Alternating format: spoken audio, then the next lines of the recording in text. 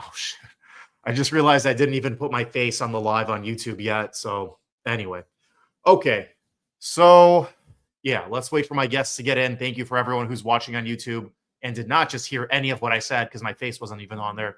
But anyway, I just said basically I'm waiting for some of the guests to kind of get in here. Maybe Elijah and or James and or Kelly and or Mimi are going to show up. So I'm giving them a few minutes.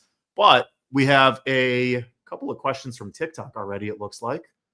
What do we have for TikTok? What are you saying here? Plovet9 says, how do I pick which PA schools you should apply to? Oh, yeah. Okay.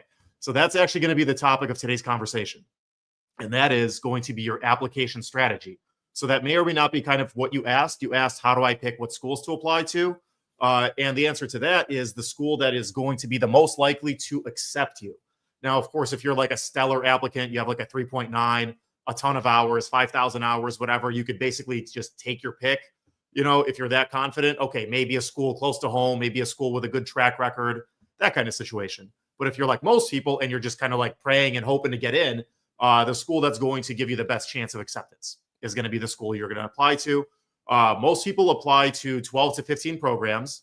So, you know, depending on how many you want to apply to, it's pretty expensive. The first one that you apply to is $179. Every subsequent one after that is going to be $55. So, I mean, it's not tremendously expensive like med school, but it's expensive, you know? So if that's a factor for some of you, definitely you don't want to apply to a bunch of programs, but, you know, the more the better. Now, since we are talking about application strategies, where you should apply, when, I'm going to start giving you this resource. So I'm actually working on a resource. I'm going to flip my camera on TikTok, and I'm actually going to share my screen on YouTube so everybody can see exactly what I'm talking about. All right, sharing screen, right? Here we go. Okay, let's flip my camera here if I can figure out how. Flip camera. Okay. All right, check this out, guys. So here's a resource I'm working on. It's called PA School Application Strategy. Come on. There we go. Yeah, PA School Application Strategy, basically based on the two-tiered strategy that I teach everyone who does a session with me, rolling versus non-rolling admissions. All right, so first things first, when you make your list of programs that you want to apply to, the first thing you want to see is if they are a rolling admissions program or if they are traditional admissions. And you can find that on the website. So you can just kind of control find, command F, whatever computer you have. You can see what kind of admissions they are, and worst case scenario, Google it, right? So if it's a rolling admissions, if you have remotely the minimum stats, I want you to hit submit in freaking April, or like worst case scenario, May, you know, like early May. The reason for this is I personally got into two programs. Oh, there goes my phone.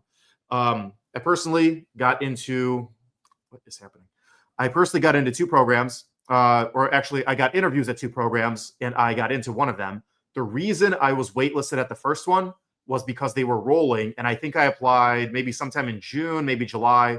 It might have been as late as August. And I know that if I would have applied much earlier, I would have totally been in that program. So why is that important? Think about it this way. Just think about it this way. You are admissions, right? You want to get a bunch of students for your PA program. You want to get qualified people that are not going to fail out of the program, pass the pants, you know, go be good providers, that kind of thing, right? That's your mission. So to accomplish that mission, there's kind of two strategies for you. There is the first strategy, which is rolling admissions. And that is basically you want to fill your class with people who you think are good enough. You're not looking for cream of the crop. You're not looking for like, you know, the best possible applicants, all 30 of them or all 70 of them, however big the class is. You are looking for people who you think are good enough. And once you find those people, you're essentially full. You're essentially full. You are not looking for that many more people after like the first round, maybe the second round. Let's say, I don't know, let's say you have 30 spots in the program. You interview, I don't know, let's say 50 people the first round. 20 of them are pretty good. Now that's 20 fewer spots that you have to be considered if you apply even a few weeks into the application cycle. So if it's a rolling program, you are applying a freaking SAP, assuming you have the stats to at least be minimum to meet their requirements. Okay. So that's the first thing. If they are traditional, it's a totally opposite strategy because they don't care when you apply. Their deadline is their deadline as long as you're in, let's say a few weeks before then, a couple weeks. enough for your application to be verified, it really doesn't matter when you apply. Applying earlier does not give you any benefit whatsoever. So if they're traditional, they're looking at all their applications at the very end. So you may as well either wait for the very end to get those applications in, because your stats will be the best by then, right? The most hours, the most grades, that kind of thing. Or you can submit your application to everybody, rolling and non-rolling, and just kind of update your applications. You just email admissions. Let's say you got some more hours, you got something else, and you just email them, hey, I just like to update my application. I got some more hours. I just want to update my application to make sure that it's the most up to date, and they will. And that's also kind of a good way to, what would you say? It's kind of a good way to kind of stay front of mind for the admissions folks, because if they know your name, they're thinking about you, and that's a good thing. If it's a good thing, if you're not annoying them, right? So kind of asking questions thoughtfully, just kind of checking in once in a while, updating your application, that kind of thing. It's necessary to have the most up-to-date application, and it's also necessary because you're kind of helping them not forget about you. Also, I'm not sure how to pronounce this person's name, Plovett, P-Love or Plovett, I don't know. But you're liking this like a billion times, and I really, really, really freaking appreciate it. We're up to like 150 likes, 14 people in here. I am absolutely grateful to you guys. So thank you. Thank you for supporting this channel. Hold on a second. There we go. Okay. Let me just check in with YouTube very quickly. Looks like we got not a whole lot of engagement on YouTube. So we'll stay on TikTok here. But anyway, okay. I just got a bunch of questions. Let me get back to these questions, shall we? One sec. Bear with me while I scroll on these here. And like I said, this resource right here, I'm still working on it. So once it's done, the application strategy, it will be on my website for free. All my resources are free. You just got to make an account. I'm not going to spam you or whatever. Just you have to make an account so that you could view it on my website. But this will be available probably in the next 1 or 2 weeks. I need to finish writing it, proofread it, send it to my editor, and then I'll send it to my web developer to get on the website. So this resource will be completed way before the application season really opens, okay? So I promise I'm going to be done with this, guys, pretty soon. Okay, so I'm just scrolling back in all these comments here. What's my question? How do you pick which PA schools you should apply to? I think I kind of answered that. Whichever schools you think you are most likely to get into. And I'll come back to that soon too. Also asking, is accreditation provisional okay? There is one accredited continued program in my state. So yes and no. The way I describe it is, here, let me get back to flipping my camera here. Just so you can see my face while I'm talking to you. There we go. Okay. So the question was, are provisional acceptance programs okay? Or are like provisional accreditation programs okay? And I usually say yes, if you want to live dangerously, if you want to like take a risk. No, if you're really going for like a program with a good track record that knows what they're doing, that's not going to have those hiccups that a lot of new programs do. Case in point. So I've heard at least 3 horror stories just this year from schools that were accredited or provisional, right? It's their first year. They're not accredited yet, but like they're going towards their accreditation, but it's their first year. Okay, here's the horror stories. So one, I actually heard, I just did a pre-PA counseling with this guy, and they dismissed him for some absolute BS. He was in his 2nd year, and they decided that they're going to have like a higher than average standard for passing certain exams. So like most programs in the country, they'd pass him with the scores that he got, and they failed him because they were like, oh, we want to be like a cut above the rest. We want to be prestigious. And so they ruined this kid's life because of that absolutely ridiculous, arbitrary decision. And like, it's just stupid. Like new programs pull that kind of crap. And I just personally would not put myself in that situation. Another horror story, actually 2 of them from the same program, which shall remain nameless.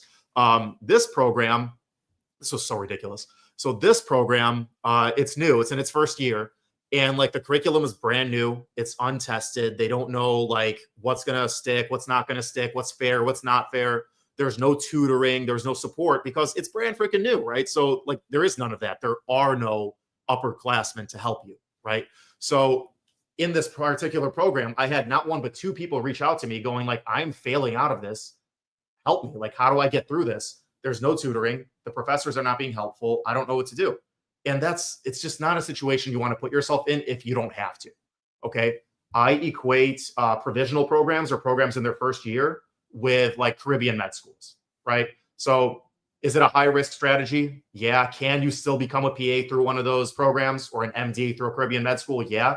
But you're going to jump through more hoops. It's going to be more of an unstable program. Education might be phenomenal, but it's more risky as opposed to going to a program like I did that's been around for 20 years, has had a 90+% pants pass rate for 20 years.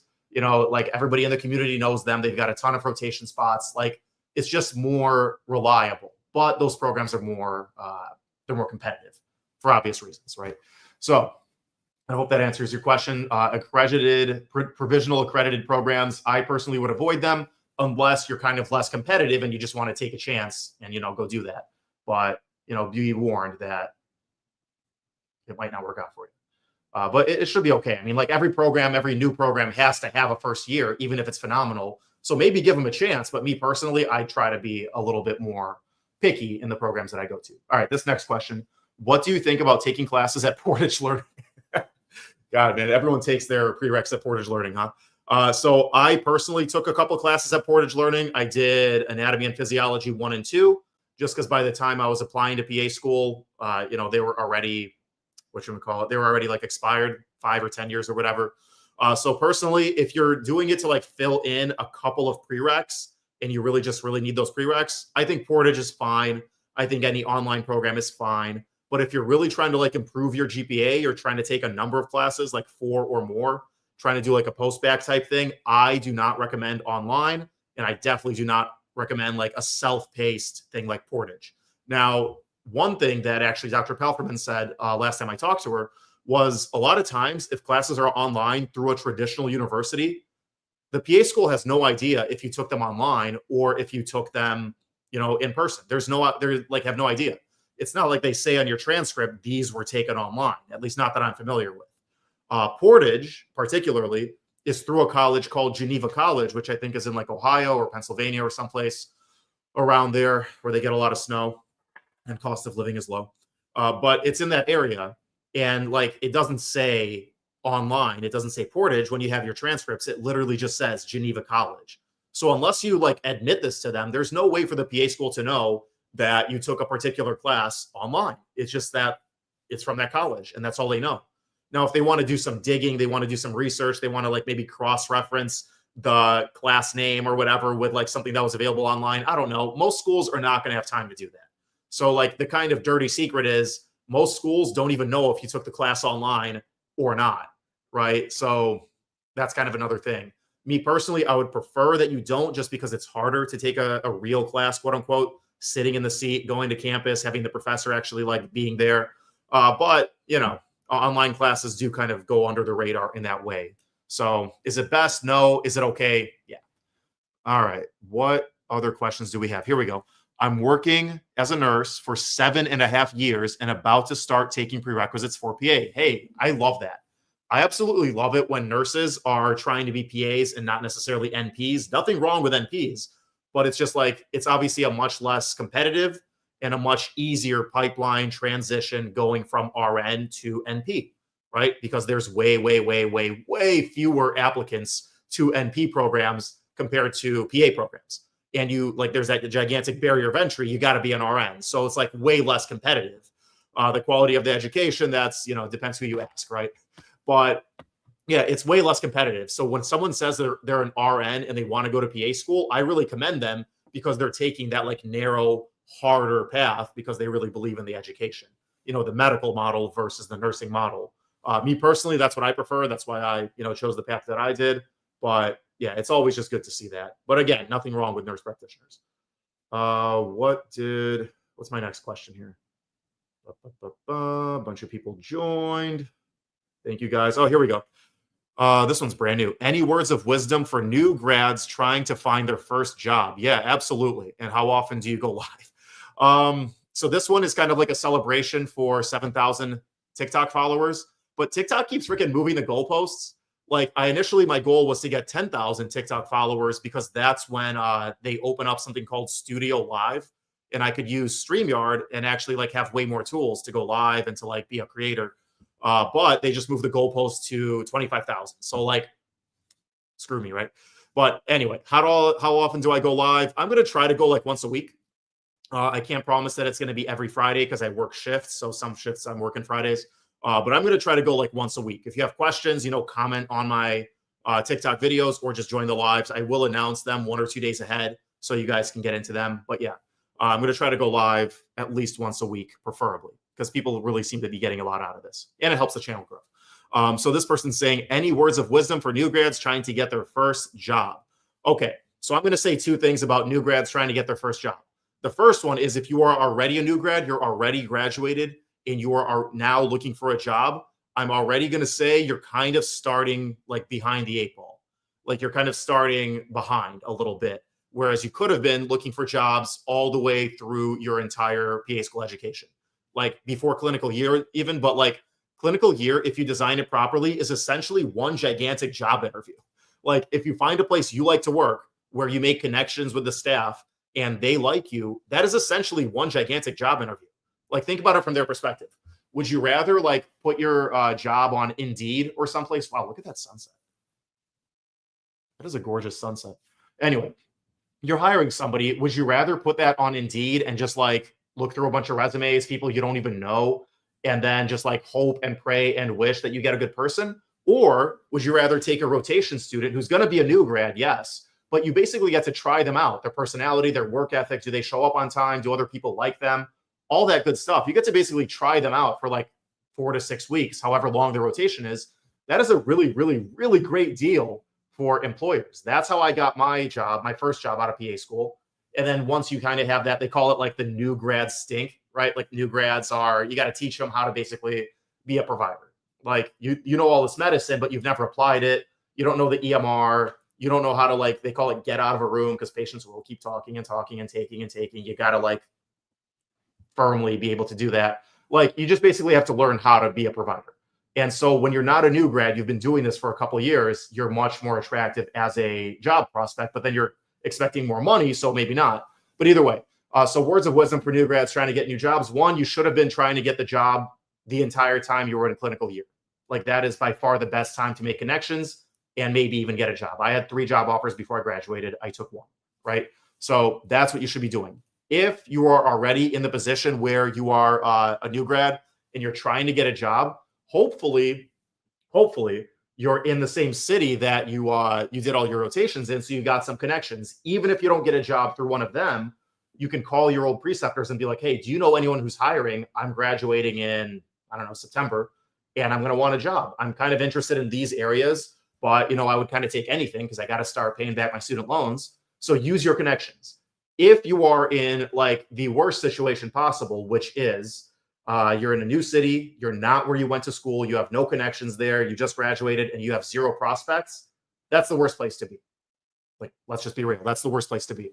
And if I were in that case, I would be pounding the pavement like my life depended on it, because it does, right? So I would be printing out my resume on freaking cardstock, like really pretty thick paper, putting it in beautiful folders, getting my business card in there, just like getting it all nice and neat and maybe even scented like Elle Woods from freaking, what was that movie where she was wearing pink a lot? I can't remember. Legally Blonde. Anyway, just like basically you do that, like present yourself super duper well and go in person to every single medical practice in like a 30-mile radius. Make a list of them and just knock them out. Take 2 weeks and just drive to all of them. Hey, are you guys hiring? I just graduated from PA school. Mostly they're going to be like, no, or mostly they're going to be like, here's our manager's number, call them, email them, whatever. And they'll like ghost you and blow you off, but you stay on them. You stay on them. And one might be like, yeah, we're actually hiring. When can you start? And if you say today, you might have a job that afternoon. That's literally happened to me. This was, before PA school, this was a medical assistant job, but it could literally be that easy. So those are words of wisdom for getting your new job. Ideally, you got it through your rotations. If not, then ideally you get it through your connections made through those rotations or other connections that you have, or the least ideal situation possible. You got to pound the pavement and you got to put in the work, but you'll get one. You have a super desirable degree. All right. I promise you'll get hired. Also consider, maybe specialties that not everyone wants to work in, primary care, that kind of thing. I have a question on YouTube here. Give me 1 second. So good evening. Jose says, hello, Jose. Jose says, good evening. I have a question. Since I spent 10 years active duty Army as a surgical tech, thank you for your service, Jose. How do I count my hours for patient care? What if half the time I was in field and the rest I was in the hospital? I don't think it matters because you're kind of hands-on the entire time, right? Like if you're in the hospital, okay, you're hands-on unless you're doing clerical stuff. And then if you're in the field, like you're definitely hands-on, right? So I don't think you have to split it up. You essentially just take the number of years or the number of weeks, better yet, that you served, that you were working, that you were hands-on, take the average number of hours. In the Army, it's probably like 60, right? If you happen to have a chill command, I don't know, 30, but just take the average number of hours and then just do that multiplication, and that's it. You just put that into Caspa, and then you describe what you do. You could even split it up. You could be like, these are my duties in the hospital, these are my duties, in the field, but I wouldn't personally. It's one big experience, so that's what I would do. All right, and Elijah Caparoso, PAS2, is now in the chat. Hello. Hey, sorry, I was late. You are muted, sir. Okay, let me see while Elijah figures his life out. What TikTok has to say. What are you doing? I'm wiping. Can you hear me? Let me see. Any words of wisdom for new grads? Oh no, I'm muted. I'm an idiot. Oh, okay. There he is. Can you hear me? Flip my screen. Yeah, I can hear you. Let me flip my screen so TikTok can see you. No worries. I was wiping my camera. Oh, that's what you were doing. I was like, are you trying to like turn on a strobe light? No, yeah, I need to keep wiping it. Elijah I was doing a mock interview, so I was a little late. I kind of like went over time. Yeah, we tend to do that because we care, right? Because we care. She's like, yeah, such an awesome interviewee. I think she has it. Yeah. Mm-hmm. Why do you say that? She very confident. I mean, knew what she wanted to say and can articulate herself well. Just needs to work on the nerves. But other than that, she was a great applicant. Did you say she needs to work on her nerves? Mm-hmm. Yeah, people tend to get like nervous and they know what they want to say, but they can't get it out, or they don't have like the right flow. Yeah. What's your best advice for people who are nervous about their interview? Well, you kind of got to keep putting yourself in those positions. So what I personally did when I was a pre-PA applicant was I would sit in the car and I would kind of like imagine myself in a room with these interviewers. And I'm imagining, okay, he's asking me why I want to be a PA. Okay, why do I want to be a PA? Well, when I was, young in my career, I shadowed a lot of PAs. I really got to see what they do. Working as an ED tech, I was exposed to a lot of PAs and physicians, NPs, working with a lot of nurses. But I really loved what PAs did. So like just things like that, just reiterating your answers and trying to make sense of it in your head. Just talking out loud. Like right now, like this is practice for me because I'm just talking out loud, and this is something I wasn't able to do that well before. But working with Boris, doing like more YouTube with him, and working with these applicants, and speaking in front of my classmates, you really develop that skill. It's a skill, and you got to practice it. You have to hone it. You're gonna need it when you're a PA, so it's good to have that now while you guys are preparing for interviews. Yeah, I 100% agree. Like interviewing is like anything else. You can't just keep reading about it and watching content about it. You got to actually do it. Whether that be, in the mirror or with a friend or with one of us, like just the more reps, the more minutes you spend interviewing, the better you're going to be at interviewing, right? Assuming you're kind of getting the right guidance. Now, also, if you happen to be a nervous wreck, I'm going to share this real quick. I'm going to share my screen. We made a whole resource just for you guys. It's free. If you happen to be a nervous wreck trying to interview. So here it is. It's on personalstatementpros.com. You just go to the website. I don't know who that guy is, but he's some guy. You go on resources. He doesn't have a backwards hat on. Yeah, right. He comes from the factory with a backwards hat. What the heck? Here. Where's his hat? Yeah, so you go to resources. These are all free, FREE, free. So there's the PA School interview guide, which is definitely full of like questions and resources and practice questions and stuff. But here's what I really want you to do. This one right here, the Nervous Interviewer Guide. So I don't know if you shared this with your mock interview, Elijah, but this is what she should do. I had no idea that was on the website. Now I know. Oh yeah, my bad. I thought I told you. No, now I know. Yeah. So basically, this is if you are a nervous interviewer, if you get stuck in your head, if you don't know what to say, if you kind of just get stuck trying to interview, this is the best thing for you. It's literal exercises. They sound silly, but it's literal exercises to do. And me and Elijah did this with someone. We told her to do this. Then she did a second mock interview and she was infinitely better. Infinitely better. So yeah, just go to personalstatementpros.com, get on the 3-day plan for nervous interviewers, and in those 3 days, you'll be like unrecognizable. You'll be a way better interviewer.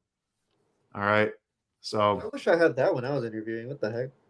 I mean, I wish I had all this stuff when I was interviewing, but Personal Statement Pros didn't exist back then. I mean, that's awesome. I mean, it's such a great. It's free. Yeah, it's free.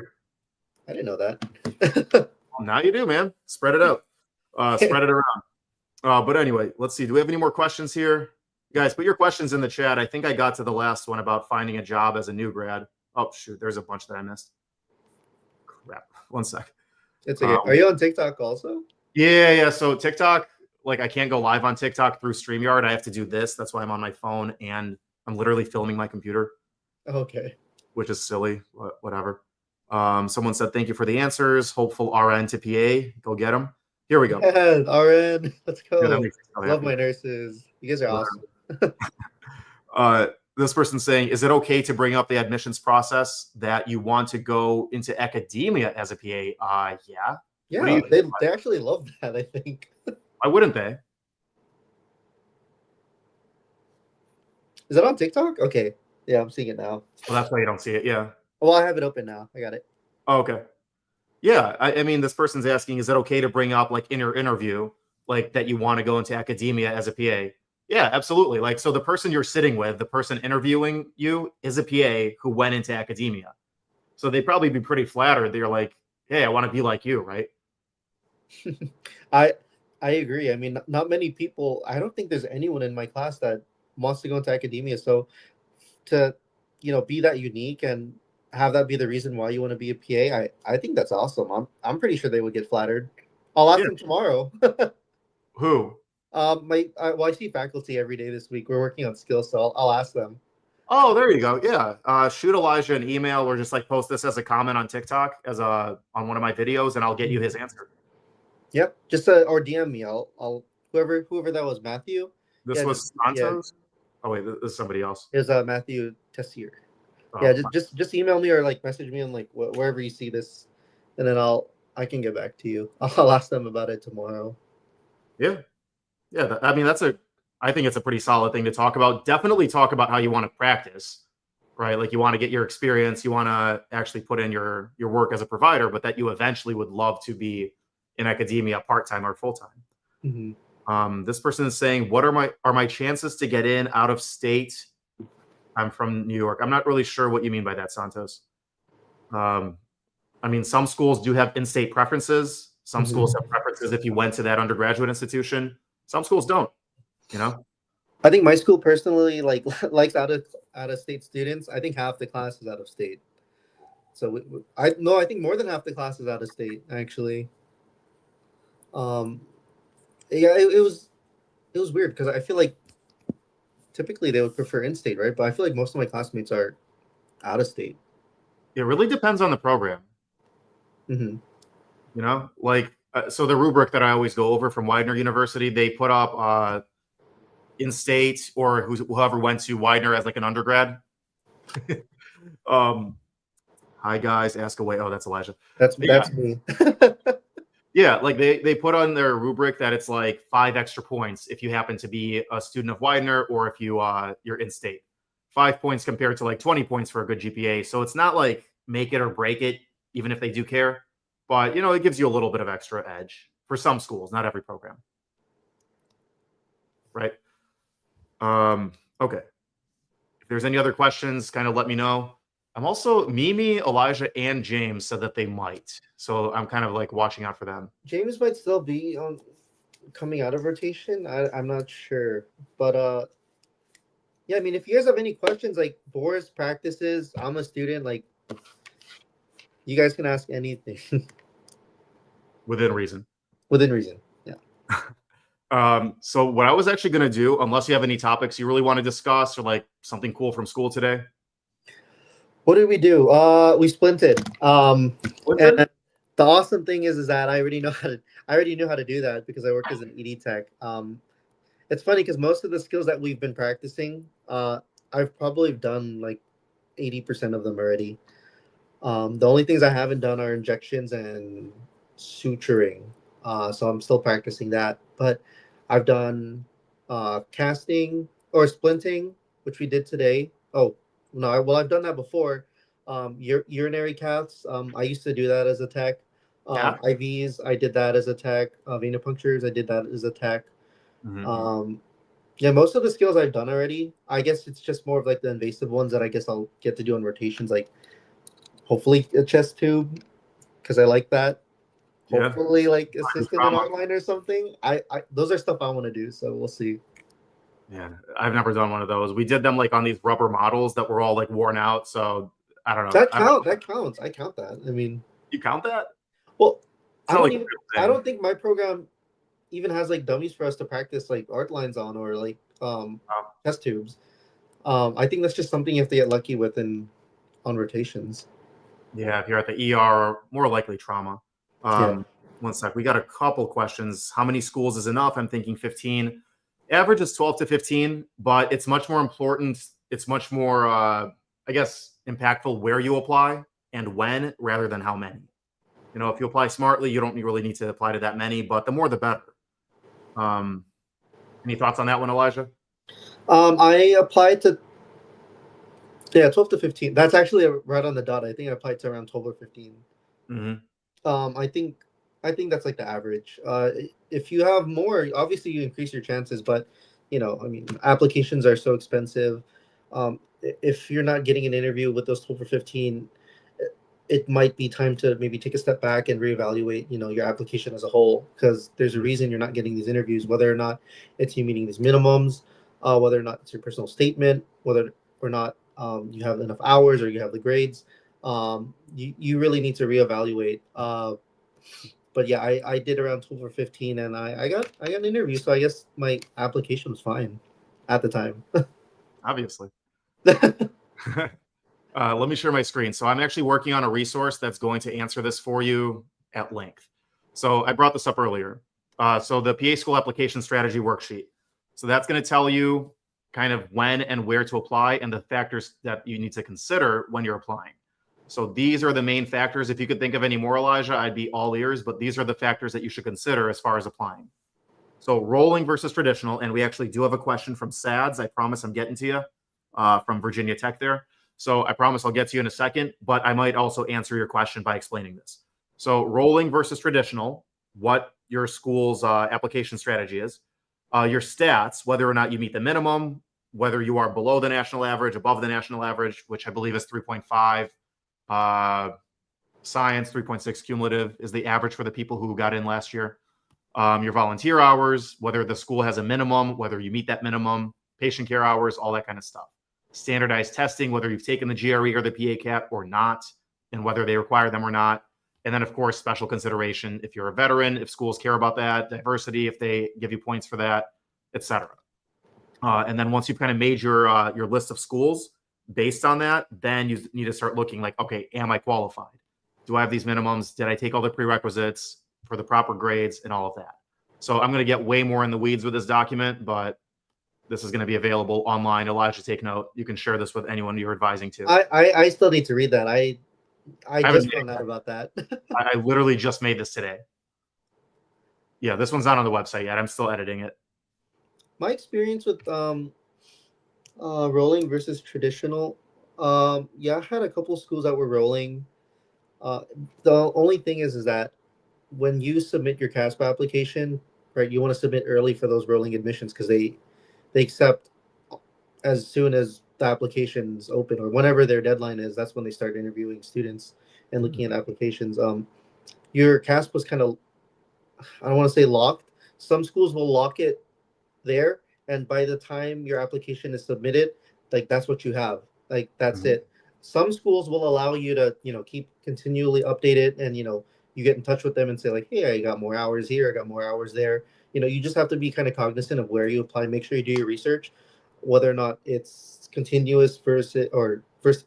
Sorry, I'm thinking of suturing. Whether or not it's whether or not it's yeah, continuous. You have to be cognizant of whether or not it's traditional or rolling, and whether or not they'll allow you to keep updating your application as the cycle moves on. Because if you were thinking of applying and you didn't have enough hours, and you have the notion that, oh, I can just, update it. Well, some schools may not allow that, and they may cut you off at wherever you are when you applied. So just be aware, do your research. Yeah. So to answer your question, SADS, what if you're applying to rolling and traditional schools? You could like apply right away to the rolling ones because time is of the essence. You got to apply ASAP. And then you could kind of wait and then submit your applications again to the traditional ones. Or you could just kind of submit all at once and then email those programs and update your application. But what Elijah just said is like some of them will literally lock your application and not let you do that. So, for those particular programs, consider just kind of waiting and applying closer to the deadline just so that your application is the best it can be. Mm-hmm. And also, before we go any further, can you guys hit the like button? We're only at like 179 likes, and last time we had like 2,000. Oh, so, I did. You did? You hit the like button? I did. Now we're at 180. Here they come. Yeah, no, I really appreciate that. Whoever is liking it, yeah, thank you very much. There we go. 229. How did we get that high? Because people hit the like button more than once. I didn't know you can spam it. Okay. Well, when 300, look at that, man. I love you guys. Yeah, like I found this out when I was watching the Super Bowl, and the dude had like maybe 100 people watching, but he had like 10,000 likes. And it's like, how, bro? Because they can hit the like button multiple times, So it really does make a difference in the algorithm. Whoever I hit it about 50 times. Like the button right now, I love it. It's 500. I hit it about 50 times. So. That was you. Sorry about your carpal tunnel. Santos says, "What would make my application more competitive?" I mean, without knowing anything about you, Santos, a 4.0 GPA, 10,000 hours, a letter from the president. Like it's kind of hard to answer that without knowing what your deal is. I mean, I think I have a good answer for that. Yeah. Well, just look at your application. Where do you think your weakness lies?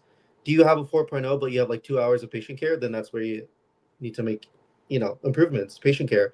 Do you have 10,000 hours of patient care, but your GPA, was mine, like in the twos? Well, you probably need to retake some classes or like consider doing a post-bac. Ways you can make your, like Boris said, you can do everything to make your application competitive, but to be, strategic, I would focus on the weak areas because that shows like programs that that where your fault lies. And, when you overcome those weaknesses and, fix whatever the weakness was in your application, then it shows them that, oh, this applicant's willing to put in the work. They obviously know what was wrong with their application and they fixed it. So I think that for me, that's a great approach to take. Yeah.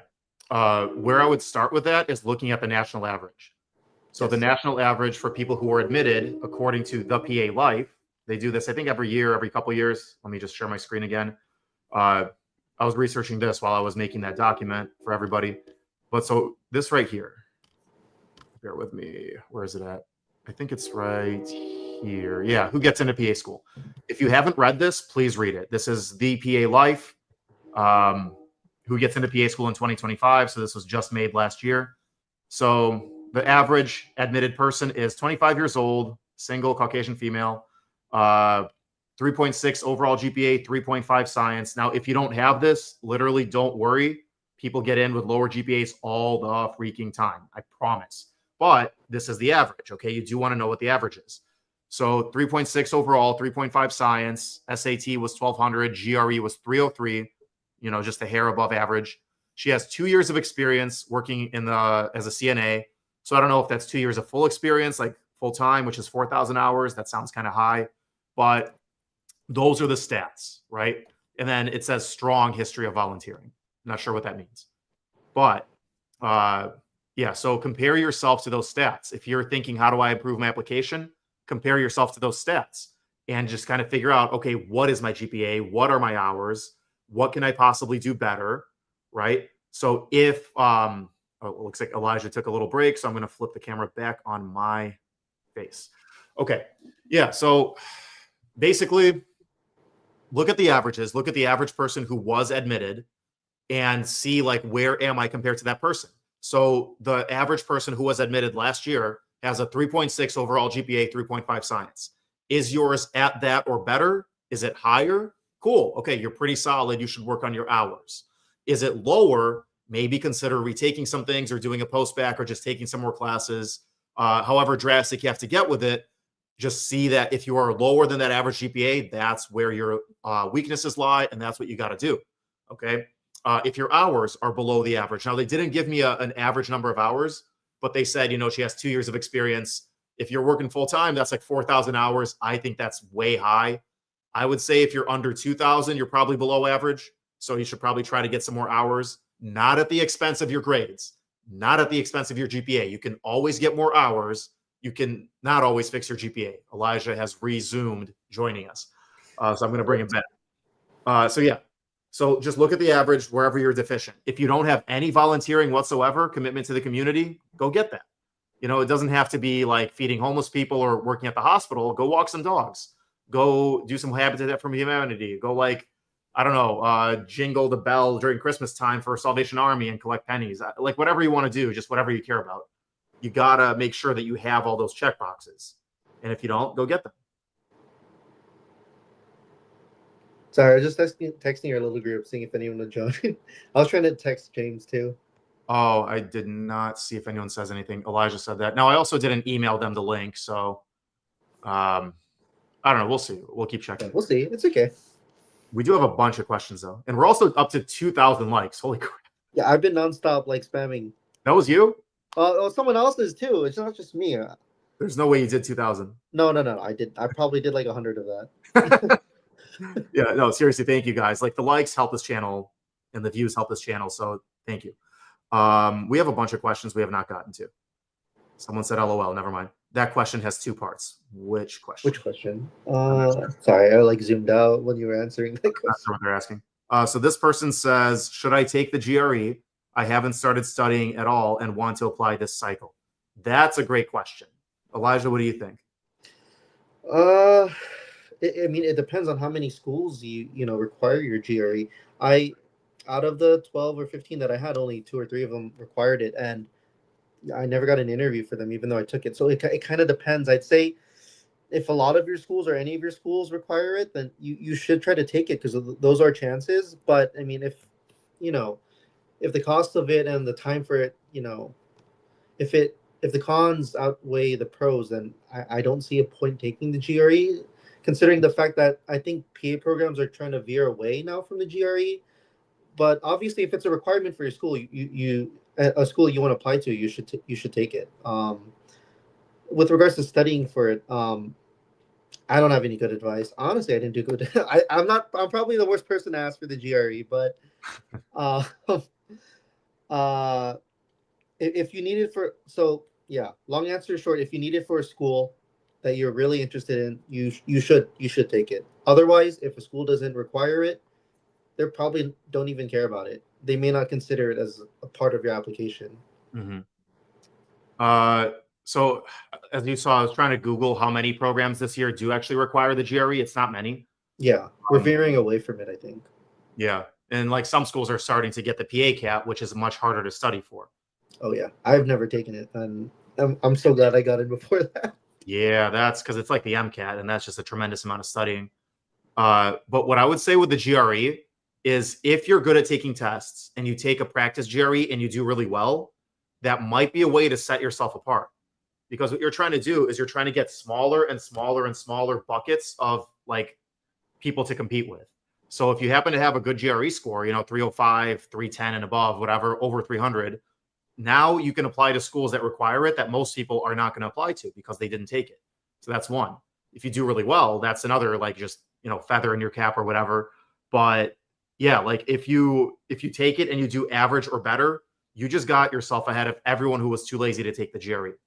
So that's definitely something you should consider. If you're a good test taker and if you did well on the practice GRE, which means you'll probably do well on the real thing. If you absolutely sucked at the practice one, don't take it because that's just not going to look good for you. Right? I agree. I mean, it at that point, it'll be more of a detriment on your application. Exactly. And even the programs that don't require it, they may still see it on your application. And they're like, oh, okay, they're good at studying. Here's their grades. Here's their hours. Oh, wait a minute, 270. Did you even put your name on the paper? What'd you do here? Mm-hmm. So, you know what I mean? If you're not going to do well on it, don't take it. Mm-hmm. Yeah. At least that's what I'd say.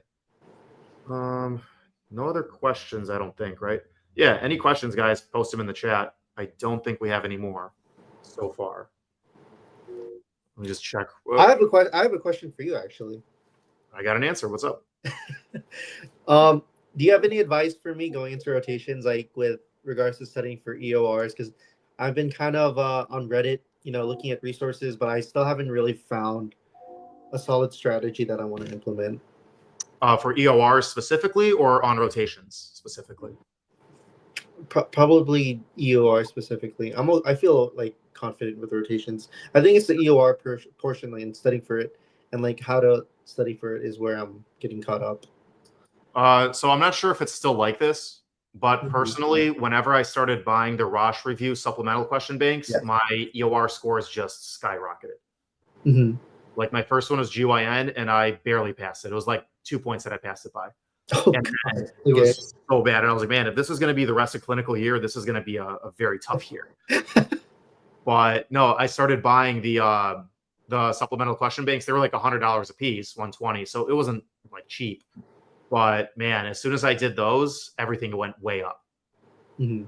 Everything got way better. So I would pick one resource, whether it be, Rosh or UWorld, just pick one, do the question bank, do the quiz, and then like really go into every single question's explanation and really fill in your knowledge gaps. If you feel really, really good on that particular question bank, and you have some more time, then go get another question bank and just see what you don't know. Okay. But get one question bank, preferably Rosh. I personally think, no advertisement for Rosh or whatever, but I personally think Rosh, and then just like study the absolute crap out of it, get very, very thorough, know every single question, every single piece of supplemental information. And then once you're good, then move on to a different question bank, but be very thorough about that. Okay. Now let me kind of piggyback on that. So I was looking into Rosh, and I've heard of UWorld, and I was considering both. Yeah. But now my question is, do you look at the PAEA blueprint and then do Rosh, or do you just do pure questions, UWorld, Rosh, and then just study what you don't know? Because I'm still kind of stuck on that, whether or not, because I really suck at making my own study guides, and I've heard of some people that do study guides based off of the blueprint and then do questions, and I've heard some people just do questions and do well. So Yeah. So I did both of those strategies. My first one was looking at the blueprint from PAEA and then using Pants Prep Pearls to fill that in, mhm. which that didn't work out super well. And then Okay. I started straight up just doing Rosh question bank questions and only that, and everything got way better. And it's more fun, right? Isn't it more fun? Way more fun. And then like Yeah. the way they present things is just so much better. It's more fun to read. So yeah, I personally I'll just tell you what I did and found success with, and I was definitely above the 50th percentile on every single one, and then some like way, way higher. Not that I'm smart or like did that much work, but it was just like I absolutely just went through the Rosh question banks like a million times. So I would probably do that. If you feel like you're getting bored and you know everything from Rosh, then it's probably time. Ooh, here comes a great question. But then it's probably time to start looking at the blueprint, see if there's anything that like you didn't even touch as far as Rosh goes, then look that up and just fill in. But you're not looking to get 100%. You're looking to get whatever the percentage is to pass, 70 or whatever. So Rosh will probably get you there by itself. Anything on top of that is just gravy. Okay. All right. Then I think I kind of want to. I think I'm gonna do the test bank thing and then just fill in my gaps with, like, going through the book. If I had any questions, but I do enjoy questions more, and I think that's where I personally lagged during didactic, was that we didn't have enough time to do questions. Like for me, I barely had enough time to just read through the slides. But now that we're in clinicals and we're in rotations and we know all the content, I feel like questions are the way to go for me, because I'm just so tired of looking at lecture slides and books and Literally. I mean, if I were you, like I'd probably be more conservative and not just like take my advice and just run with it. I would probably do that. Like I would make absolute certain, like your first week, get through all the Rosh questions. And then like the next week, get through like all the explanations and make your note cards and really study them. Like yeah. basically go as hard as you did in didactic here. Oh yeah. And once you've got that, the third and fourth week, then start filling in, the PAEA blueprints, maybe looking at Pants Prep Pearls, that kind of thing. I would kind of do both the first rotation exam. And then maybe the next one kind of pair back on the other stuff. And if you're confident just doing Rosh like I was, cool.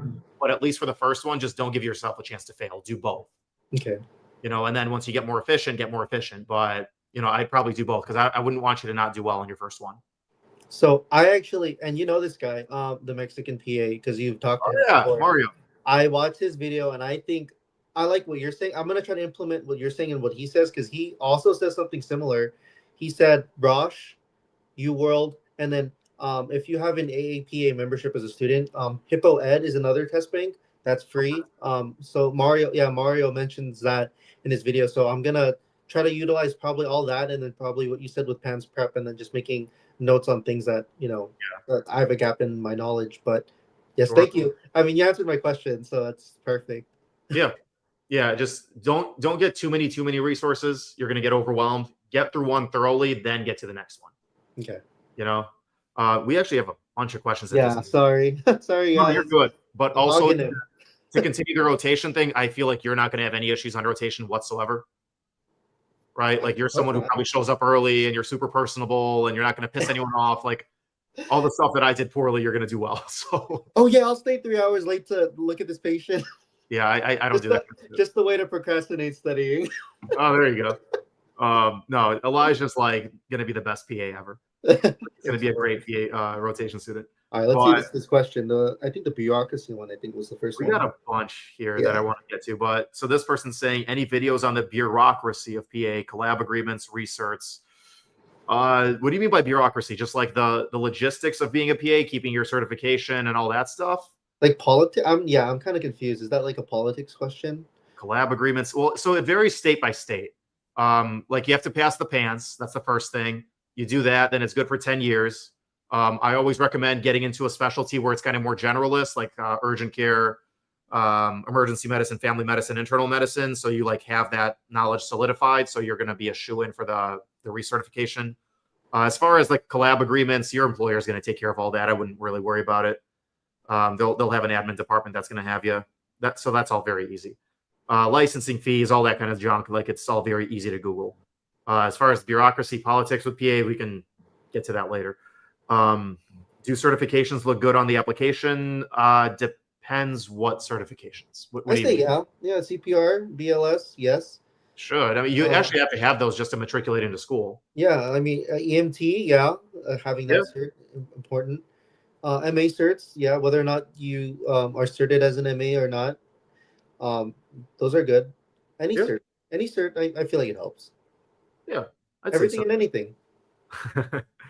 I mean, just think about it. It's like it sets you apart a little bit. Like getting an EMT is much harder than getting a CNA. Yeah. So it's just higher quality experience. How would you recommend finding programs that look at the application more holistically? So those are probably going to be the ones that are not rolling, that are going to be more traditional. They look at all their applications all at once, that kind of thing. So that's the first hint. Second would be just kind of looking at the forums, doing your research, knowing who is more holistic. I know my school was, your school was. Yes, I have actually my Google Sheets still. I mean, if you wanted access to it, I don't know if those schools are still holistic, but yeah, it's just like an extensive Google Sheet that just had all like the holistic schools and schools that look at, like when I say holistic, I'm talking about schools that look at like the last 60 units, that look at upward trends, that look at like a master's or post-bac GPA versus undergrad. Like for me, those are holistic schools, or like schools that specifically say on their website or in their frequently asked questions. You got to look there too. Sometimes they say it there. It'll specifically say like, oh yeah, we're a holistic program. We look at everything. Honestly, it's word of mouth, or just if you find it on their website, that's how that you got to just really do your research. Another thing Boris mentioned, and I think we're both a part of these like Facebook forums. If you just look up like pre-PA like forum or something like that, I forgot what it's called, but we're on there. Low GPA pre-PA applicant. I know that's like support group. Yeah, support group. Yeah, that's a great Facebook group to join, because we're literally all looking for that holistic school, because we're all like struggling with our low GPAs. Me and Boris, I know Boris is active in there. I haven't been to the school, but I was active in there, and I know people like make a list of these holistic schools and schools with like lower GPA minimums, or like I said, like those upward trends or things like that. So I would really look into forums. Yeah. He said, he or she said if they could have access to that, that would be great. Yeah. Just email Elijah through the website. and he can email you that. I might ask for that as well, and then your and James's document, because he made a big document of all the schools that look at the last like 60 credits. I might make that a resource on the website too. Okay, mine just looks disgusting. I'm like, it looks. It was like over the span of months, and it was like during like shifts where I would just be observing patients. So I just went like absolutely dialed in and just neurotic, and it may look confusing, but it makes sense. I mean, I'll polish it up. Just you can send it to me. I'll make it pretty. I'll put it on letter. You're gonna look at it and be like, who is this guy? Dude, James's thing is literally just a photo. Like it's not even like a spreadsheet or like a document. It's literally a picture of a spreadsheet. So like we're not exactly working with like platinum here. Like I got it. Just like send it to me and I'll like, I'll type it up. I'll make it all okay neat and everything. It may not be accurate anymore either because I schools, change their requirements. They may not be holistic anymore. I know Rutgers is, that's my school. We're still holistic. So well, that's another thing is it doesn't like it varies school by school, but it also varies year by year. Right? Yeah, year by like wait, what do you mean? Like year by year, like different classes? Yeah. So for instance, like Rutgers right now, because Dr. Palferman is leading it and she's very much into being holistic and like taking the application process very seriously, that's her. That's her leadership. But, God forbid she moves on to a different opportunity. She does something else. She, I don't know, wants to spend time with her kids. Like, I don't know, whatever she does, like she stops doing what she's doing. And the next program director comes in and they're like, okay, we're still not going to be a rolling admission school. We're not changing anything, but we're not going to do all this holistic junk. We're wasting too much time with it. We're going to cut the GPA off at 3.7. We're going to go straight up by stats. We're not holistic anymore. They could totally do that like in 1 minute. Right? That's scary. I didn't, more than I do. that totally happens, right? So like my school, for instance, like the deans of admission did admit this to me, like, hey, we have a hard cutoff at 3.5 unless someone like demonstrates something really special, that kind of thing. And then the dean that took over, she didn't do that anymore. She's more holistic. So it kind of varies year by year too. So you kind of just be in the know, ask people. But a good place to start is programs. One, Elijah's fantastic list, and two is programs that are not rolling admissions that are more traditional. I didn't even realize they were more traditional. You're right. They weren't the rolling ones they had like higher minimum GPAs, and I think their class averages tend to be higher. Yeah, and a lot of them actually do require GREs. Oh wow, really? Yeah, they're more that's probably why I didn't apply to many of them. Yeah, exactly. They want you to jump through more hoops. Like Duke, for instance, the number one program in the country. Mm-hmm. They want the GRE. I'm pretty sure they're rolling. Upstate, the place that I got waitlisted at, same thing. Just because, like I said, I applied too late. Yeah. But if you happen to have those good stats and, or you have the GRE and or all of it, like you're competitive, go for it. Because they're looking for like just the safest bet. They're not looking for like the person they love the most or whatever, or who's got a great story. They're just like, no, will this person pass? Are they good enough? Sweet. Let's get them in, and then they fill up pretty quick. Yeah. So yeah, what questions do you guys have before we keep going through rubrics or we keep asking Elijah how his day was? Not much happened. So I'm running out of ideas. Seriously? That's a good thing. It's an awesome Boris. I'm telling you right now. I think this is my light at the end of the tunnel. Getting through that last didactic exam, that big comprehensive that just encompasses everything that we've learned from first year. Yep. The minute I passed, I was just like, wow, I don't have to study every day. I still will study every day, but it felt like I didn't have to study every day. You don't, maybe give yourself a few days, then start, with your first EOR. But no, it's like the grind is kind of over now. It's a different kind of grind. But it's funny. I told myself like, oh yeah, I get to relax. I get to, enjoy my days. But I actually stayed up last night figuring out like strats on how to like tackle rotations. That's good, man. I'm still pulling like semi all-nighters, but I think that's just my sleep schedule. Okay, it's my sleep schedule. I'm getting enough sleep, but that's how I work. That's how you still operate. Yeah, that's how I operate. I can't help it. I do That's better on exams on no sleep. I don't know what to tell you. what's weird. I don't know, like because school does that to you, but then like sometimes like being in practice does that to you. You have Mhm. to work nights, or you have to like stay late on a shift and then open early the next morning. Like that just happens, and you're the provider. Like you have to be on. Like you don't have a choice. Right. So they're just kind of like beating that into your head that like, all right, you got to perform on no sleep, on whatever. You're still got to perform. So it's like it's just kind of what school does to you. You become a whole different person. Yep. I mean, when you're on rotations, I mean, I'm gonna be at the hospital from like 6 to 4, and I have to still study right after. And Yeah. I do long study sessions. I'm gonna be tired. But that's kind of like what PA school does to you. In the beginning, it felt hard, Hmm. but you know, it's like we're constantly in a pressure cooker, and honestly, like it just makes you stronger. And I mean, I don't want to say you get used to the abuse, but you kind of do just get used to it, and you become a better, you know, studier. You realize how much you can get done in a day. Hmm. You just become like better overall at getting tasks done, and learning how to overcome things under pressure. Yeah, you get way more efficient. I notice, at least for me and for like a lot of people in my program, you get very like business oriented. Like you kind of get less personable and you get like super business oriented and like straight to the point because like Yeah. you have so much to do. Like you literally won't do it all unless you're like that. Because I noticed like before I even started PA school, my mentor, like the upperclassman that they paired me with, like I would ask him questions and he would be like happy to answer, but you could tell he was timing it in his head. Like, how long is he going to talk? How long do I have to respond? Is this almost over? Like, you could just tell he's like robotic. And then like halfway through PA school, I found myself being the exact same way, and I was like, shit. I turned into I think his name was Tyler. I turned into Tyler. And then it wasn't probably until like 2 years into practice that I was able to relax that a little tiny bit, Hmm. you know, because then it's like you don't have to be on 110%. You have some confidence in your skills to where like you're okay. You can just cool it. Unless you start like a new job or whatever, and then it's right back to the same thing. Right back to 110%. Yeah. But then patients complain about it. They're like, oh, he like was going too fast and blah blah blah. And I was like, I can't win, guys. Like, do you want like all my brain power, or do you want me to just be nice? I don't know what to do. This But is like, what PA school made me into. I don't know what to tell you. it is, and like it's also like a personality thing. I'm just very direct, which patients don't like. So it's like you gotta, I don't know. There's always something to work on, I guess, whether it be scientific, clinical knowledge, or personal skills or whatever.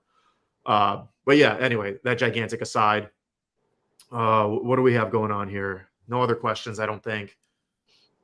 What should we answer? Should we look through some rubrics? Like interview rubrics? I was gonna say like PA school admissions rubrics. Yeah. You have one on you? I do. I wanted to see. All right. I don't know if James or anybody else is popping on, so I'm probably gonna end this in like a few minutes. Yeah, no worries.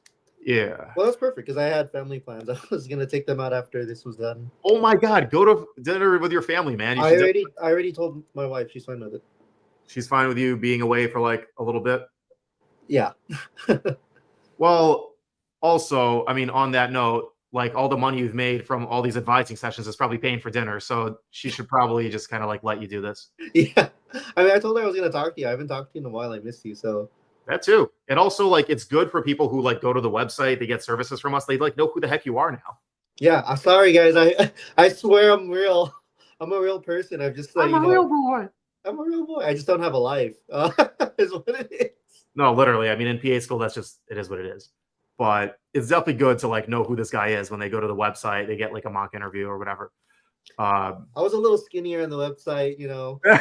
It's all that stress eating from the modules. True. No, literally, everybody gains weight and gets worse skin in PA school. It's just you get much less healthy, which is fine. The other guys in my class lost weight. I think I'm the only one that Seriously? gained weight. None of my scrubs fit me. Look I'm busting at the seams. That's These because you're used to, getting these well. used to be loose on me. My God. I'm sorry you're getting fluffy. It's okay. I thought it was muscle, but I think it might be just fat. It's muscle. Okay, thanks, man. Yeah, it's all Appreciate muscle. It's those like sick deltoids. Here. Okay, so before we get to a rubric, I think Jose. there's a question. Yeah, right there. You see it. Yeah, you want to read it? Yeah. So if you have time for another question, yeah, we do. I was wondering if you have heard of anyone not getting accepted due to lacking a -L designation for a lab course. Oh, for lab courses such as bio or A&P. Yeah. So if a school, well, sorry, boys, I don't mean to cut, like, just answer No, right please. away. I don't know But about this. so if a program specifically set, you got to look at their website. So you got to look at their requirements. If they specifically say that they require the core class, like chem portion, and the lab, then it's a minimum requirement. You need Mhm. both aspects. Now I actually don't think I've ever come across a requirement that only required the chem and not the lab. Most schools will require, chem lab. So yeah, I mean, to make a long answer short, for the most part, you do need that L designation for those lab courses. I remember having to do it for chem and A&P. Yeah. Like when you look at the list of prereqs, a lot of them are going to have with lab, and you can't just not have the lab. And Hmm. then the kind of crappy thing is you can't really take the lab separate. Yeah. So you're going to have to retake the course. If you don't have the lab for whatever reason, like you took a version of basic bio without lab, you're going to have to find a basic bio with lab, right? And that's where something like Portage Learning or something would be great. Oh, You know, Portage is awesome. Yeah, everyone uses that. literally. And then another person said, "How many hours would you think is competitive?" It depends on the school. Like I've seen as low as 500 as a minimum. I've seen as high as 2,000. So if you have 2,000, you're applying to the school that's 500. That's competitive. If you have 2,000, you're applying to the school that's minimum 2,000. That's not competitive, right? So it really, really depends on the school. And here is the rubric. Let's just go through this very quickly, and then I don't know about you, but I've had a long day. I want to take a break, I'm okay with that. and you got to go to dinner. I gotta Uh, gotta find something to eat. Absolutely. You're like, never mind. I haven't eaten since like lunchtime. I'm getting hungry just thinking about that. Get a Do you, burger, get some fries, would you milkshake. stop making me hungry? I'm also trying to lose weight for the summer, so like thinking about burgers and fries right now, bro. Uh, do you think programs view medical mission trips positively or negatively? I don't think anyone on the planet would view a medical mission trip negatively. I like it. I think it's a good thing. It sounds like a good thing. Yeah, like why would you not see that positively? Especially if you have some sort of medical role, you're even getting vital signs or doing basic wound Mhm. care. Yeah, that could even be Yeah, like hands-on hours or at the very least volunteer hours. yeah, like working in third world countries or like underserved communities is something like most PA programs, fall for. They like that. Yeah, like Peace Corps, AmeriCorps, or similar mission trips. Like, absolutely. Do you absolutely have to have one? No. I mean, not everyone can afford to do that. But yeah, it's certainly all positive. Absolutely. I also know a lot of PAs like do those trips once they're practicing, they kind of lead them. So if you happen to know someone like teaches at a faculty or at a program as faculty and they do those trips, that's a good thing to talk about. Just some insider knowledge. Um, So I found the rubric that Damon College PA program uses to evaluate their students. And I'm pretty sure my buddy here from my building went to Damon College. I think that's in Pennsylvania. I could be wrong. But compared to Widener University, it's not as aesthetic. So I haven't really used this one. But their numbers are actually a little different if you pay attention right here. So Damon University or Widener University, they're like high whatever, like their competitive was 3.5 and above. These guys, it's 3.667 and above. So three Wow. and two thirds, I guess. Um, so if you're a 3.5, you're technically in the middle category for these guys, but you're in the most competitive category for that other school. So these rubrics are not, cookie cutter, like they're all different. Can I zoom in on TikTok? I can. Look at that. So yeah, so this one obviously like 2 is the highest possible points, then 1, then 0, and then if you have a -2 any of these, then you're just straight up DQ'd. You're disqualified. Oh, So wow. I look at didn't know that. that was a You have a thing. less than 3, if you have a minimum 3. If your GPA is less than 3, boom, you're just disqualified. Oh, You're done. that's me. Yeah. So Elijah would not get into Damon. Now, if Oh some well. way, they could like make up for that, maybe, but according to their rubric, anything less than 3.0, boom, disqualified. Mm. Not every school, but you know, if you have a 3.0, 3.1, 3.2, or 3.33, you have 0 points. So you're not getting anything to help yourself, but you're not disqualified. So they're really kind of only looking 3.3 and above. If you can see that. This is so interesting. Wow. Yeah. Can you go to that number one column? I think third paragraph, second paragraph. Uh, CNA, MA, Scribe, EMT. Okay, so I have a question just because my mock interview asked me so she has about like 5,000 hours at like what's considered the lowest ranked patient care hours. What? A dental assistant. No. So do you? She asked me like, do you recommend that I do something like an MA or CNA? But like 5,000, I was telling her like, but 5,000 hours like is a lot. Even though if it's ranked lower, I feel like I would take a 5,000 hour dental assistant over like a 200 hour like EMT. 200, yeah, because that doesn't even meet the minimum. Right. But I would probably personally take a 1,500-hour medical assistant over a 9,000-hour dental assistant. Okay. Because, so actually, Dr. Palferman talked about this at length. Oh, She she said, did. Okay. if you're getting all your experience in dentistry, like, why aren't you trying to be a dentist? Right? Like, Mm. somebody who spent that much time, 5,000 hours is 2.5 years of full-time work. If you spent all of your time in the dentistry field, like someone who wants to go into medicine, that just doesn't make any sense, right? You're not seeing anything medically, you're just seeing people's teeth. So like if you want to be a dentist, that makes a lot of sense. If you want to be in medicine, you want to be a PA, that makes zero sense whatsoever. Okay. Right? So if she just changed course and she's like, maybe I thought I wanted to be a dentist, or it was just a consistent job and I just kind of stuck with it just because I was comfortable there. Like that's fine, but you should probably go get some medical experience. You see, I would, excuse me, I would have told her that, but the reason I didn't was because the fact that she got an interview. So in my mind, I'm thinking, oh, well, programs think, she has her application is where it needs to be in order for her to move on to the interview stage. So maybe I'll email her about it. Now that I have your insight about it, but I like just from what she asked and like just from me telling her on the spot, I felt like the fact that she got an interview, like, spoke words as to where her application Not is. every program agrees with me, right? Like I don't speak for all 310 programs. Dr. Right. Palfrey doesn't speak for all 310 programs. Like it's just her opinion, and I happen to agree with it. Like that person that you were talking about might have had a really good GPA. She might have just interviewed really well, great personal statement. And then, the only like not great factor is that she was only a dental assistant, not a medical assistant.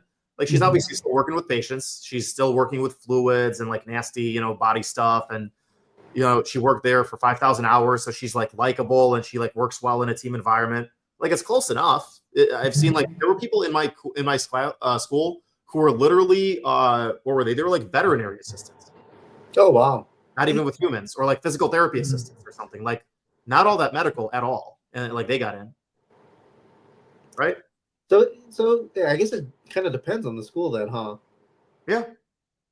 Okay, I'll send a follow-up email to her on what you told me and my different perspective as well. So yeah. But I mean, she got interviews, so if she gets in it won't even matter. Yeah, exactly. Like if she wants to optimize for next year, or maybe even changing jobs now or something, sure. But if it's going to be like a financial hardship or whatever, like maybe don't even do that. If she's getting multiple interviews, she's obviously doing something right. She's fine. Exactly. I just personally think it would be better if she did the other thing. But like, I wouldn't want to destabilize her whole life just for my advice if she's obviously already getting results. Like, so, don't make it feel like, or don't make it sound like she has to. Got it. Yeah. Yeah. She's obviously fine. But also, I didn't mean to distract from your rubric. Oh, no, you're good. What I think is really interesting, and I'm glad you pointed that out, is like one point here, patient care or provided some patient care, limited degree of responsibility, exceeded minimum. So CNA, medical assistant, scribe, EMT. So like kind of more lower level jobs, which virtually everybody has. This one, you get 2 points if you provided direct patient care in a licensed personnel capacity. So nurse, respiratory therapist, physical therapist, so like almost nobody has that. That's applying. Very few. That's so true. Level of responsibility. So, I mean, don't feel like you have to basically go get an RN degree or like be a physical therapist or like something crazy just to like get the competitiveness. It's like very few people you're competing with are going to have 2 points in this category.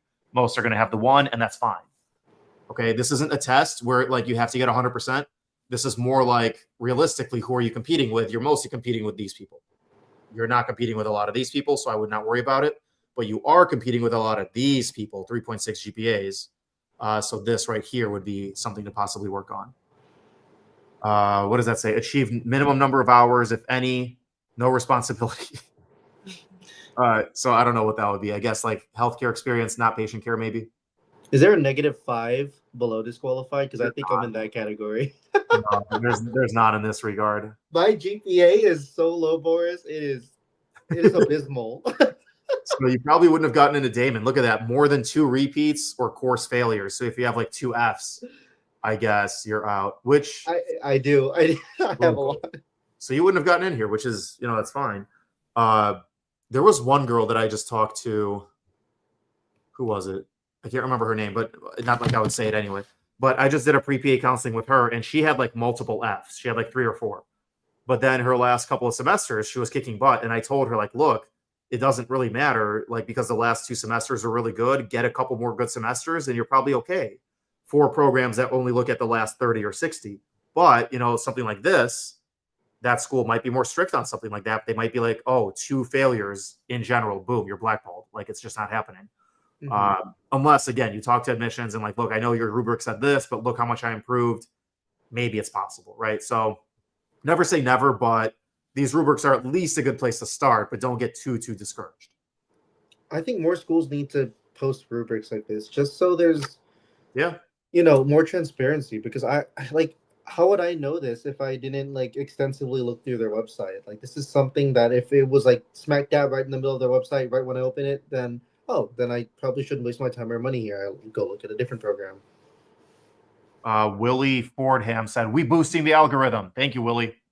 Yay. Man, I don't know. YouTube was kind of dead this time. Last time I actually got better turnout on YouTube. This time I got way better turnout on TikTok. But hey, I'll take it. Anyway, I think we're probably going to hop off unless anyone has we'll give people like 90 seconds, any burning questions, and then we'll probably hop off because Elijah's describing good experience. Did you answer that? No, I haven't.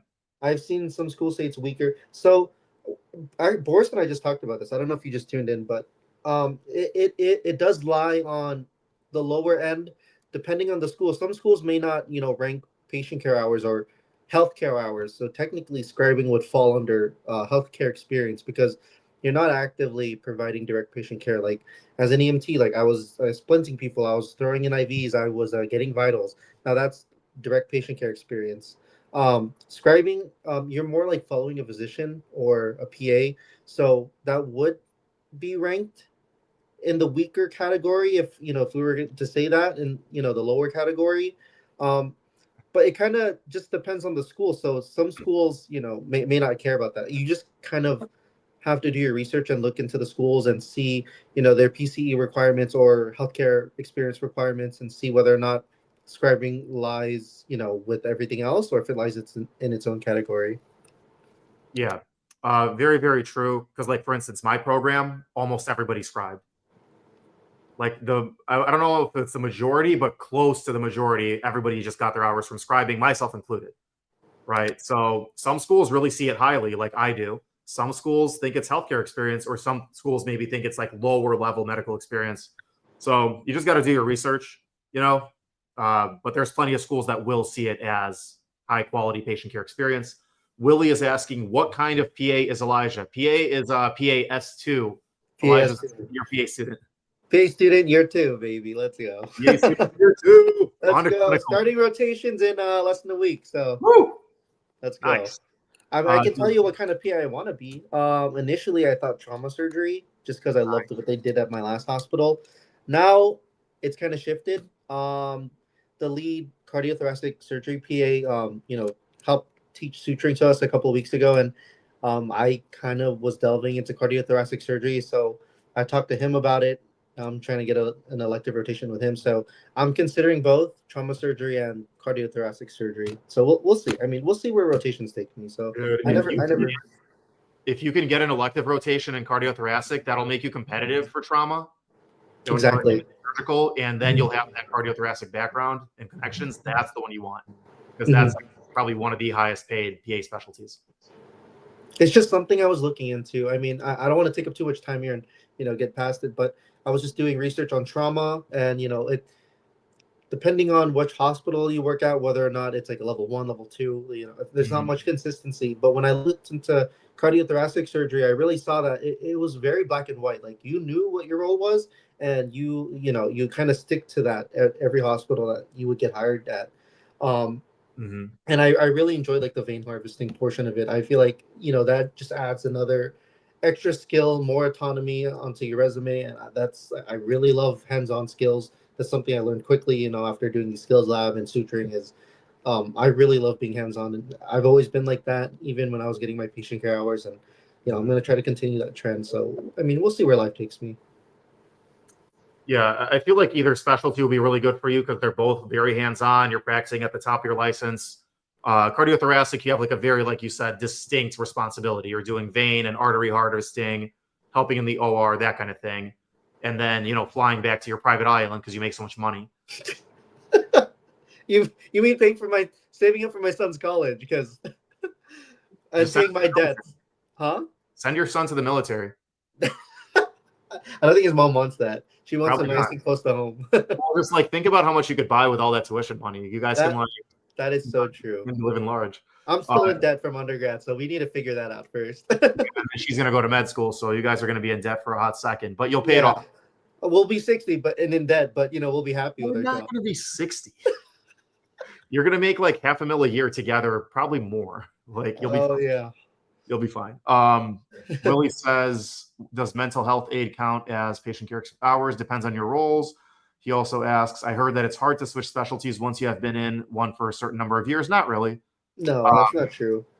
Not really. Like if you're in something super duper specific, like I don't know, GYN, let's say, and that's all you focus on for like 10 years, yeah, it's going to be really, really tough transitioning to something else.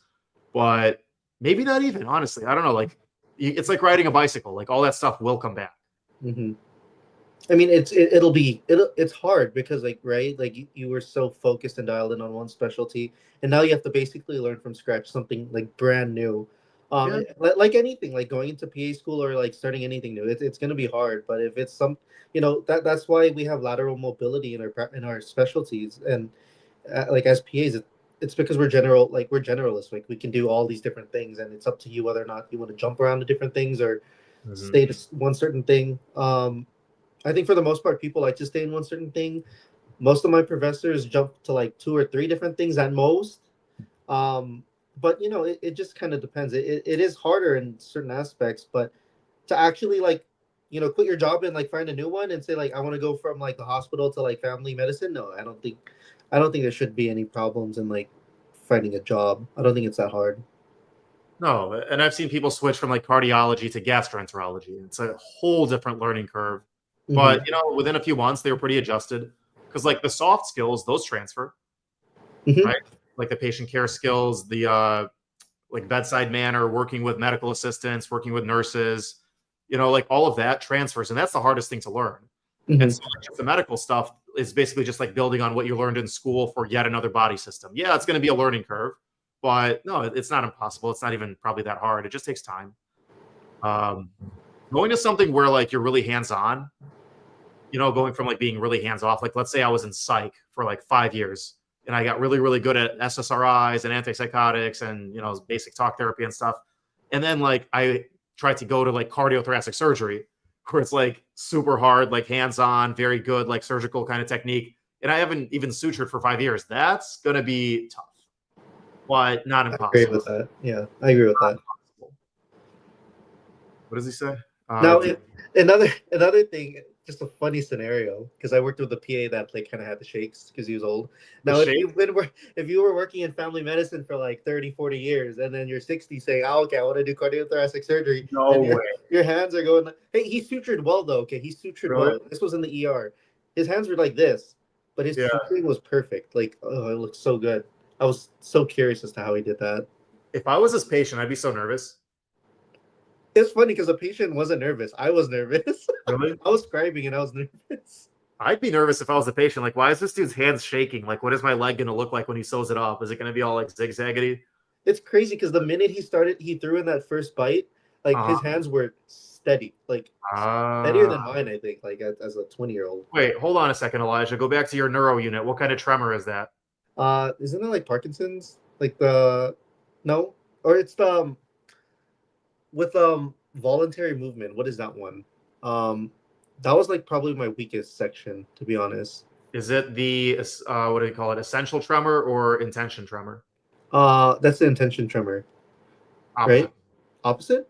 I think I'm pretty sure intention tremor is when you're trying to do stuff. That's when you start shaking. And the other one is you're like always shaking, but once you do stuff, you're steady. The essential tremors. Yeah, I think essential tremor, like once you start doing stuff, it gets better. But the intention tremor is when you're trying to do something and you can't. You see, I just studied everything last week and it's gone now. I need to study it again. Trust me, it's in there. It's PTSD or whatever. Like you'll come back to it. You just repressed it. I also realized that I like certain body systems more than others, and it shows in my test scores. Dear God, yeah. Like some just resonate with you, and some you just hate. I hated neuro. I hate neuro and OB. I love it, but I just can't understand it. Some people like want to do nothing but neuro, and some people want to do nothing but OB. You know, but I actually hated both of them. Like I much prefer like renal. I thought was kind of cool. I like the renal. Yeah. Oh, crazy story about tremors. So this one I didn't really want to tell on TikTok, but this is live, so I don't know. I diagnosed a stroke, a cerebellar stroke, not too long ago, a little while ago, and this lady came in, and her best friend or her neighbor or something is a nurse, and the nurse was like, well, because I asked them like, why didn't she take this lady to the ER? Like she's obviously having something serious. Well, she didn't have any classic stroke symptoms. She didn't have facial droop, didn't have weakness on one side, no headache even. Like she wasn't having a stroke. There's no way. And I was like, yeah, but she is. Because we did the full neuro exam, which I'm sure you've done by now. Oh my God. Yeah. Guess what the one finding that was positive was the heel to shin. Oh my God, the heel to shin? Heel to shin and pronator drift. Oh, she was oh well, yeah, God. Do this and then like she closed her eyes and one hand. Close your eyes, yeah. Do you kind of tap on it? Tap on the arms or no? I do sometimes just to make sure, maybe get them going. But like it's the only time I've ever seen a positive of the thousands I've done at this point. But no. So what kind of stroke is that? Wait, like what do you? Oh, like what? Like what part of the? Where's the stroke? Where is it the MCA? Huh? Is it MCA? Oh, I'm not sure which artery, but like what part of the brain? I'm telling you, neuro was my worst. So that's coordination. That's proprioception. Proprioception. Is that? It's either cerebellum or cerebellum. It's cerebellum. Yeah, the little mini brain in the back of your brain. My 50-50 was telling me either parietal or cerebellum. But cerebellum, I would have probably answered. I only know how to answer in multiple choice right now, Boris. Yeah, you're going to have to get out of that habit when you're treating humans. That's what clinicals is going to teach you. I'm going to walk in and ask, where's the multiple choice questions here? Yeah, like someone's like stroking out and you're like, sir, I only know how to do like A, B, or C. You got to give me some choices. They're like, but anyway, so like she failed that. I've never ever seen that as a positive finding. And I was like, we're calling you an ambulance right now. And they both start freaking out. And then like I basically walk out of the room because they were trying to like reason and whatnot. And I was like, I don't think you understand that like seconds count here. Calling an ambulance, I'll be right back. Called one. And then started talking to them. And the friend is like, you don't understand. She's been under a lot of stress, this and that. And like, I think that was the clearest demonstration I've ever seen personally of the medical model versus the nursing model. Nursing model takes like the human and their feelings and their situation into consideration, which you should. But the medical model is all like what's going on biologically. Right. And stress, drugs, whatever, does not impact the fact that she had a focal neurologic finding needing a CT that minute. You know, like I don't care how stressed out you are possibly having a stroke. We got to rule it out. So you guys did a CT non? I sent her by ambulance. I was in the urgent care. I don't have a CT. Oh, okay. But it would be CT non, right? Just to rule out if it's just to rule out a big bleed. Okay. Yeah, first it would be non, and then it will be anything further. But yeah, so I called her a couple days later. She said yes. By the time I got to the hospital, I was fully weak on one side. So I'm assuming it was a bleed because it was getting worse. But I don't know. But she said, yeah, it was a full-on stroke. I couldn't even walk by the time I got there. But the neurologist thought that, I was going to make a full recovery just because of how quickly it was caught. So, man, Sorry, one side note. One cool thing that I learned in school was like the treatment for ischemic strokes Mhm. was I think unless it reaches a certain threshold, I think like 180 over like 105 or 110. Like if you're like for example, let's say you're sitting at like 160 or 170 and you have those focal neurologic signs. Mhm. Apparently you don't even try to give TPA for that. You keep them at a high blood pressure just to because like To the to clot out of put there. yeah to put you have to push blood past the clot, right? Because you're trying to preserve the rest of the Oh, brain, but yeah, like I've that heard clot's that. in the way. So if you lower their blood pressure, you're not allowing any of that blood to go past. Okay, but anyway, nerd. That's It's me gonna nerding damage out. the brain more. Yeah, I've actually Yeah, heard that before, where you want to keep the BP high yeah. temporarily. Uh, Unless it's like I think if you're like in the 220s, let's say, or like anything over 180 systolic and like 105 or 110 right. diastolic, that's when you start having to give like beta blockers to try to bring that down. Yeah, I mean, at that point, you're gonna blow another one. You're gonna have another stroke somewhere. So, But I'm learning something, Boris. Let's go. I wasn't able hey, to is that talk to you about gratifying? this. Yeah, I couldn't talk to you about this like last year, but it's so different now. Oh my god, I'm so proud of you. He's a Granted, real boy. you asked me some level one questions and I didn't know them, so I had to like I had to make sure I reestablished that I knew something. Good. You do know some things. Like you're gonna know infinitely more once you've gotten some practice. You know what I mean? Mhm. On experience. Um, Willie did have another question. we've got a bunch, but also we probably got to go. And TikTok's starting to die down because we're not talking about applications anymore. We're just talking to each other. Which is fair. But yeah, let's answer Will's last question here, real quick, and then we got to go. Okay. Let's see. I'll read it. Do you suggest becoming a PA for someone who really wants to practice in medicine as a career change, or would they be too old? I am in my mid 30s. Well, my best friend in PA school, mid 30s. It's never too late. Nice. There's grandparents, people in their 50s, 60s going back to med school. Yeah. It's never too late to find a second or even third career. It just depends if you have the time and dedication and motivation to actually push through. Mhm. It's never too late, and actually being older, your patients might trust you more just because Oh, definitely. you look like a 30-year-old or 40-year-old with life experience. They may not even think you're a student versus like the 21-year-old that's on rotation and like they look like babies. Yeah. um, you have more life experience, to talk to people. I think why not? PA school it's hard, but with your life experience, certain aspects will be easier. Yeah. You kind of like you have things figured out a little bit more. It's not as Hmm. nebulous. Like, oh, what do I do? Like, you just kind of know how to plan your life already. You're probably going to get a job faster. You're probably going to get raises sooner. You're going to find a better paid, position sooner. The patients are going to trust you more. Like that. Like things are just going to kind of fall into place faster for you as an older PA, like new PA, right? The converse of that, or the negative side, is like you're not going to fit in with your class. Usually, depends on who you are, I guess. Like Elijah just said, his best friend is in his 30s. I found it kind of hard to fit in with my class because most of them were young, and also like I was in a relationship at the time, and like that was taking a lot of time away from school. So like I just didn't socialize as much as others. But like you're just going to be a bit of an outsider potentially, or maybe not even. But you're like in a different just category than a lot of those folks. You So should have been in my class. We would have been friends. yeah, that would have been nice. I would have loved to be at Rutgers, but at the same time, I don't know if I'd wanted to spend 7 extra months at school though. That's true. You I know, still question those one extra and months. done, man. Don't tell Paul Freeman I said that. I still question those extra months. What do you mean? They said, I, oh, the how the program's designed. yeah, it's long, but actually, it does help. It does help. No, I'm just being a jokester. I mean, yeah, there's pros and cons, but you got probably a better education than I did just because of how much more schooling you got, which is fine. Pros and cons. But anyway, let's probably wrap up here. What do you think? Yeah, I'm good with that. I'm getting hungry. Yeah, me too. Actually, I just ate Cheeseburger, fries, milkshake. someone's not trying to get their summer body. I am.